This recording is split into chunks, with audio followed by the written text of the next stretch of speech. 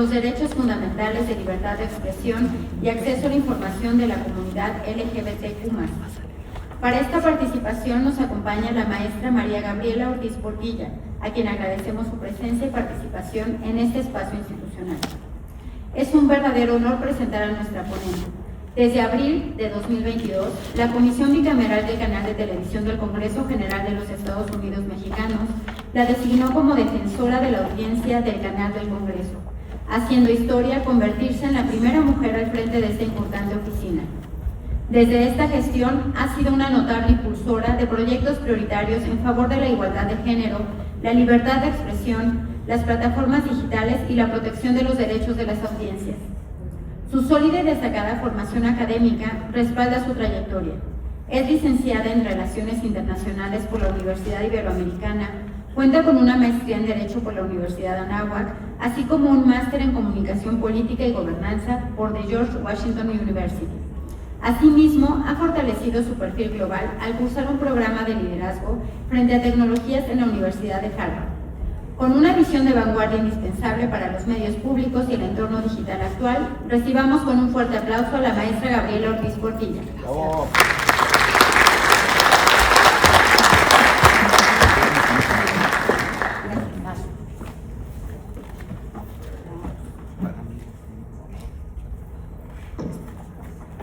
Bueno, pues muchas gracias por la invitación a todas las autoridades del Instituto Nacional de Medicina Genómica México. Y debo de confesar que cuando me invitaron pensé en cómo era la mejor forma de abordar los derechos de las audiencias con este gran tema de libertad de expresión y acceso a la información de la comunidad LGBTQI+. Y podría parecer lejano de la genómica, pero la realidad es que no lo es. Está profundamente relacionado con ella porque es este tema, la diversidad humana. Aquí estudian todos los días la diversidad genética que existe entre las personas y esa diversidad nos recuerda una verdad fundamental. La diferencia no es la excepción, la diferencia es la regla. No existen dos genomas idénticos, no existen dos historias idénticas, no existen dos historias humanas idénticas. Y justamente por ello existen los derechos humanos. Porque los derechos humanos nacen para garantizar que todas las personas, independientemente de sus características, identidades o circunstancias, puedan vivir con dignidad y con igualdad de condiciones.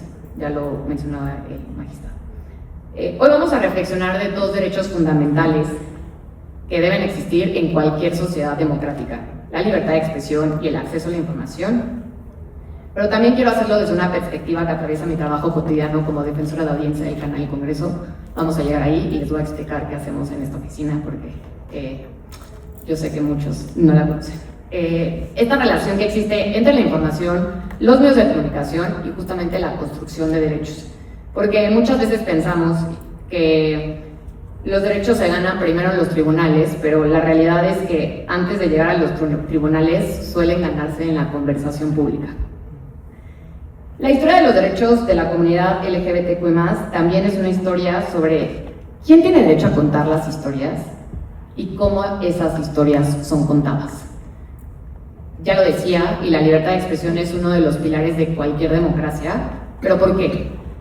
La libertad de expresión permite intercambiar ideas, te permite debatir, te permite cuestionar, te permite investigar, crear conocimiento y también te permite que grupos históricamente excluidos puedan contar sus propias historias. Para la comunidad LGBTQI+, la libertad de expresión ha significado la posibilidad de nombrarse, de organizarse, de exigir derechos, de participar en el debate público, de compartir experiencias que durante mucho tiempo fueron invisibilizadas. Por otro lado, cuando hablamos de acceso a la información, solemos pensar que solamente es transparencia gubernamental o documentos públicos o algo que no lo practicas en el día a día, pero la verdad es que el derecho a la información es mucho más amplio. Es el derecho que tenemos todas las personas a buscar, a recibir y difundir información. Es el derecho justo que nos permite comprender el mundo, tomar decisiones, construir nuestra identidad, participar en la vida pública y ejercer plenamente nuestra ciudadanía. Por supuesto que para muchas personas LGBTQI+, el acceso a la información ha sido históricamente una historia de supervivencia, ¿no? Ese tipo de conexión con el mundo. Durante décadas hubo generaciones enteras que crecieron sin referentes, sin representación, sin espacios seguros para resolver dudas y en muchos casos sin acceso a información científica libre de prejuicios. Y justo cuando la información no existe, los prejuicios ocupan su lugar. La historia también nos demuestra que la ciencia puede ser una poderosa herramienta para combatir la discriminación. Durante mucho tiempo se difundieron teorías para justificar prejuicios contra distintos grupos sociales. Sin embargo, el avance científico y este conocimiento permitió desmontar muchas de esas creencias. La evidencia científica ha contribuido enormemente a combatir estigmas históricos y eso demuestra que la información basada en evidencia tiene un enorme potencial transformador. Ahora bien, en todo esto, ¿qué papel juegan los medios de comunicación en esta historia? Muchísimo. Porque los medios no solamente transmiten información, los medios también construyen narrativas, también te ayudan a moldear percepciones, te ayudan a construir tus criterios, definen qué temas aparecen en la conversación pública y cuáles deben de permanecer invisibles. Y si queremos entender la evolución de los derechos de la comunidad LGBTQI+ en México, la verdad es que vale la pena preguntarnos cómo han representado los medios de comunicación a la diversidad sexual a lo largo del tiempo. En 1978 y 1979 fue cuando aparecieron los primeros contingentes de homosexuales en manifestaciones públicas y posteriormente en la primera marcha del orgullo en México. Y en ese momento la cobertura mediática era escasa, sensacionalista o simplemente inexistente. Muchas personas en este momento acudían con máscaras o evitando ser identificadas por miedo, o perder su empleo, o perder vínculos familiares o sufrir discriminación. El problema no era únicamente que existiera discriminación. El problema era prácticamente que no existían narrativas alternativas. Y justo lo que no aparece en los medios parece no existir. Ya lo voy a contar un poco más adelante, pero también era este tema de presentaban en el cine mexicano, en la televisión mexicana, era más una burla, no es solamente que aparezcas, es que aparezcas dignamente, ¿no? Entonces, durante los años 80 también se vivió la crisis de VIH y ahí se mostró cómo la falta de información científica pues, puede generar miedo, estigma, discriminación. Y justamente durante años, muchos medios asociaron automáticamente el VIH con la homosexualidad. Hoy sabemos que eso no es así. Entonces, el papel que juegan los medios de comunicación han estado en todo el tiempo, en toda la narrativa, y es por eso que me parece muy importante hablar de esto. En el tema del VIH, la consecuencia fue doble. Por un lado, se estigmatizó a la comunidad LGBTQ+, y por otro lado, la desinformación de la población en general. Entonces, cuando la información falla, es un terreno fértil para la discriminación. Y por supuesto, por otro lado, la información basada en evidencias salva vidas. Entonces, ¿por qué es importante hablar de esto? Porque la desinformación también tiene consecuencias en salud pública. Lo vimos, ya lo decía el magistrado, pero lo vimos durante la pandemia en COVID-19, cuando había rumores, teorías conspiracionistas, noticias falsas, se generó confusión incluso frente a evidencia científica disponible en ese momento, ¿no? Esto es un ejemplo de cómo se vivió en los últimos años. Otro momento fundamental llegó el 17 de mayo de 1990, cuando justamente se eliminó la homosexualidad de la clasificación de enfermedades de la Organización Mundial de la Salud. Y ahí justo lo que cambió no fue la orientación sexual de millones de personas, lo que cambió fue la forma en que la ciencia y posteriormente los medios de comunicación comenzaron a hablar de ella, desde qué lugar transmitían este tipo de información. Sin embargo, durante muchos años, lo que les contaba, estaba el personaje cómico, el vecino extravagante, la burla recurrente. Y aquí vale la pena preguntarnos, ¿cuántas personas LGBTQ+ aparecían en pantalla en esos años? Incluso hasta hoy lo podemos hablar. Pero como científicas, como médicas, como investigadoras, como legisladoras, como académicas, es a quién volteaban a ver en la pantalla que se pudieran sentir identificados. Entonces, la inclusión no consiste únicamente en aparecer, consiste en aparecer con dignidad. Después, en el 2009, con la aprobación del matrimonio igualitario en la Ciudad de México, para entonces los medios tradicionales ya no eran los únicos que podían informar, ya empezaban las redes sociales, y fue cuando comenzaron a surgir las historias de las propias personas que conformaban la comunidad, y ahí ya se pudo hablar, o sea, se pudo ampliar esta perspectiva, ¿no? El control de cómo te presentan un tema, desde qué enfoque te lo presentan, empezó a cambiar. Sin embargo, ya con el cambio del ecosistema informativo, pues el desafío hoy es diferente. Hoy lo que nos enfrentamos es que durante décadas el problema fue la ausencia de información. Hoy lo que tenemos es información masiva en el instante en el que te metes a tu celular, pero en TikTok, pero en redes sociales, pero incluso en el momento en el que tú hablaste de algún tema y tu celular te escucha, porque si real, te sacó los temas de que lo que te querías comprar esos tenis y de repente te apareció la promoción de justamente esos tenis. Ya el tema es lo rápido de la información, lo masivo de la información y el alcance que tiene, porque una vez que tú ya difundiste una información falsa, en el momento en el que sale y entonces sales tú a tratar de reivindicar, la información ya dio vueltas a toda la ciudadanía. Entonces, diversos organismos, no es ausencia de información, ahora es una cantidad masiva y por supuesto la desinformación. Noticias falsas, campañas de desinformación, discursos de odio, obviamente los algoritmos que amplifican la polarización. Ya diversos organismos internacionales, incluido el Foro Económico Mundial, en sus últimos 2 informes de índices de riesgos globales, ha incluido la desinformación y la falta de información como riesgos globales. 2024 estuvo en primer lugar, antes de que estuvieran todos los conflictos armados. ¿Por qué? Porque si tú tienes una información falsa y tu criterio y tu narrativa está controlada, pues obviamente vas a tener desconfianza de tus instituciones, vas a tener desconfianza de tus medios de comunicación y vas a creer en el TikTok que te mandó tu abuelita, porque justamente tiene razón lo que está en ese momento, y empiezas a creer mucho más en lo que está llegando en WhatsApp. Entonces ya están los índices de riesgos globales, y ahora vamos a ver cómo lo podemos manejar. Pero bueno,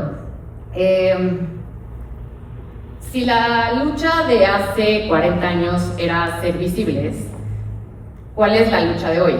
La respuesta es que la información que circula sea veraz, que sea basada en evidencia y, por supuesto, respetuosa a la dignidad humana. Y es justo aquí donde cobra sentido los derechos de las audiencias. Las audiencias no son sujetos pasivos que simplemente reciben contenidos. Audiencias, entiéndanse como ustedes, que consumimos radio, televisión y la verdad es que plataformas digitales también debería estar incluido. Pero bueno, audiencias como nosotros no solamente consumimos contenidos, no solamente scrolleamos en las noches y vemos qué es lo que está pasando. Aquí es donde tenemos que darnos cuenta que nosotros somos titulares de derechos. Tenemos derecho a recibir información diferenciada de opinión. Ese fue uno de los grandes conflictos que tuvo la Ley Federal de Telecomunicaciones y Radiodifusión, o ya Ley en materia de telecomunicaciones y radiodifusión, pero estaba este tema de diferenciar opinión de información. Tenemos ¿cuál es la lucha?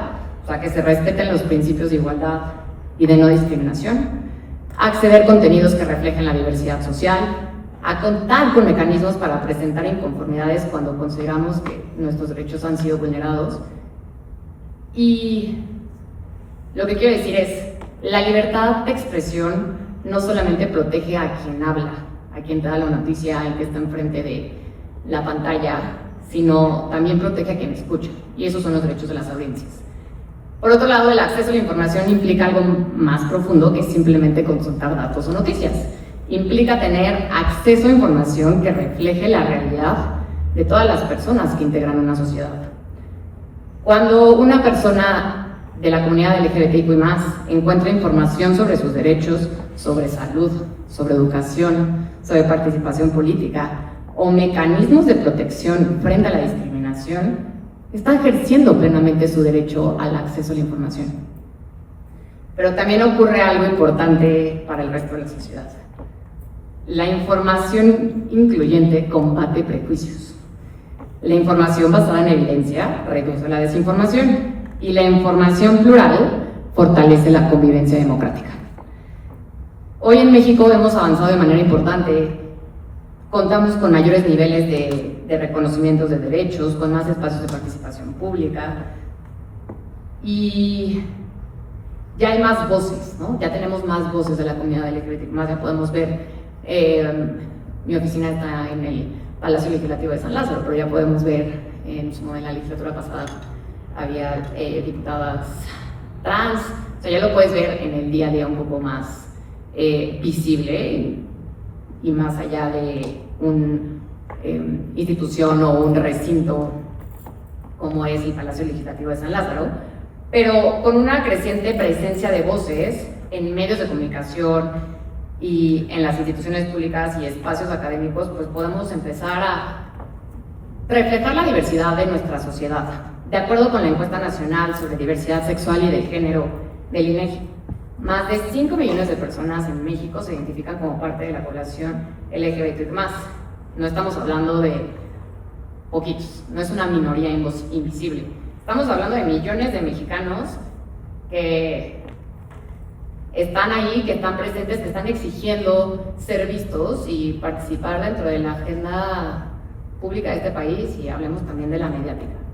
Pero también en el entorno digital, la población LGBTQ+ continúa enfrentando niveles de violencia digital, discursos de odio y acoso en entornos digitales. Sí, antes no había información, ahora hay muchísima información, pero ahora tienes un nuevo terreno donde también se pueden vulnerar los derechos, ¿no? O sea, ya tienes una pantalla, una red social, un comentario en tu TikTok que es violento, ¿no? O sea, allí ya está la violencia presente en todos tus días y es como nosotros como sociedad lo podemos mejorar, porque al final muchos jóvenes, el internet, las redes sociales ya son principal fuente de información, de identidad, de derechos y comunidad, ¿no?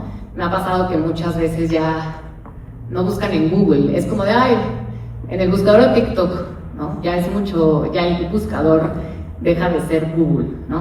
También Google tiene su sesgo, ¿no? Por eso es indispensable fortalecer la alfabetización mediática y el pensamiento crítico, y ahí es la labor de las defensorías de audiencias, y en este caso, y la que yo represento es a la audiencia del Canal Congreso. En el día a día ha habido, desde que empezó esta figura, se ha hablado de la ley Mordaza, se ha hablado de que censura, se ha hablado sobre todo porque, como sabemos, pues la narrativa, la mayoría la controlan las televisoras de uso comercial, y para ellos, ¿por qué los vas a obligar a diferenciar opinión de información si es mucho más, le puedes sacar mucho más provecho a vender la noticia amarillista, que violenta los derechos, que atenta contra la dignidad humana? Entonces, si bien tuvo alrededor cuando se estableció los derechos de las audiencias, este tema de que era un tema de censura, los invito a que vean que las defensorías de audiencia somos las oficinas que atendemos observaciones, quejas, promovemos las buenas prácticas, impulsamos la alfabetización mediática. ¿Qué es la alfabetización mediática? Establecido por la UNESCO como una herramienta para generar pensamiento crítico, ¿no? Es darte la información veraz y oportuna. Entonces, trabajamos para que los derechos de las audiencias, en realidad más mi trabajo es que sean conocidos, ya lo mencionaban anteriormente, pero si tú no sabes que tienes derechos como audiencias, pues difícilmente vas a ejercer ese derecho, ¿no? Ese derecho tienes que saber que existe, y no necesariamente tienes que saber que existen para poder ejercerlos, pero al menos como es un levantar la voz, y es este contenido que yo estoy viendo en televisión, no me gusta, tienes derecho a levantar la voz, claro, el modelo ya cambió, o ya ves Netflix, o ya ves Disney Plus, o ya ves cualquier tipo de plataforma y no pasas realmente por lo que está pasando en cadena nacional o televisión abierta. Pero lo que te quiero decir es, hay mucha parte de la población mexicana que sí lo ve, y mucha parte de la población mexicana que prende la tele para ver las noticias y para ver qué está pasando todas las noches. Entonces, es muy difícil como defensora de audiencia el explicarle a toda la ciudadanía que tienen estos derechos cuando las principales emisoras pues no te van a promover. Ellos no te van a decir, ah, hola, tienes una queja, duda, sugerencia, le puedes mandar un mail acá. ¿Por qué? Porque no le conviene. No hay este tema de que tú puedas ver en un canal de televisión dónde te puedes quejar, dónde puedes presentar una sugerencia, porque a lo mejor la forma de queja, la palabra queja les puede causar demasiado conflicto a algunas personas, pero la realidad es que no. La realidad es, tú tienes derecho de ver un contenido que me pareció ofensivo y creo que tú, concesionario, tendrías que ponerte atento de lo que estás transmitiendo. ¿Por qué? Porque los medios de comunicación controlan narrativas y te ayudan a formar tu propio criterio. Entonces, otra cosa antes de que cierre. Las defensorías no censuran. Las defensorías se activan una vez que tú viste el contenido. ¿Por qué? Porque ha habido casos recientemente donde dicen, es que por garantizar los derechos de las audiencias decidimos no transmitir tal programa. No. Es una vez que tú, Juanito, María, hayas visto el programa y te hayas sentido ofendido, que atenta contra la dignidad humana, que hubo comentarios discriminatorios, que hubo falta de igualdad de género, que había discriminación por raza, porque no reflejaba en el caso del Canal del Congreso, porque no reflejaba la pluralidad del país. O sea, en el caso del Canal del Congreso, tú deberías de poder ver programas donde estén legisladores, además de las sesiones, tendrías que ver programas donde te muestren a todos los partidos políticos, ¿no? Entonces, una vez que tú ves el programa, puedes emitir una queja, duda o sugerencia. Nunca como censores, somos defensores. Porque nosotros no determinamos qué debe pensar la gente, no somos un tema de línea editorial, o sea, no tenemos ese poder. Yo me entero, yo me entero a la par que tú. Yo no veo el programa antes, yo no te digo, ay, sí está bien, no está bien. Lo digo porque recientemente hubo un caso así. Ok, entonces, para concluir, una reflexión. La ciencia nos ayuda a comprender quiénes somos. Los derechos humanos nos ayudan a convivir con nuestras diferencias. Y la comunicación pública tiene la responsabilidad de traducir ese conocimiento en una sociedad más informada, más incluyente y más democrática.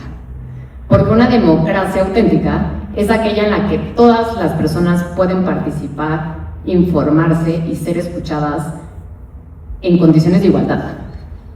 Y porque una sociedad que reconoce la diversidad no es una sociedad dividida, es una sociedad que entiende que la dignidad humana no depende de nuestras diferencias, sino de nuestra condición compartida como personas. Muchas gracias.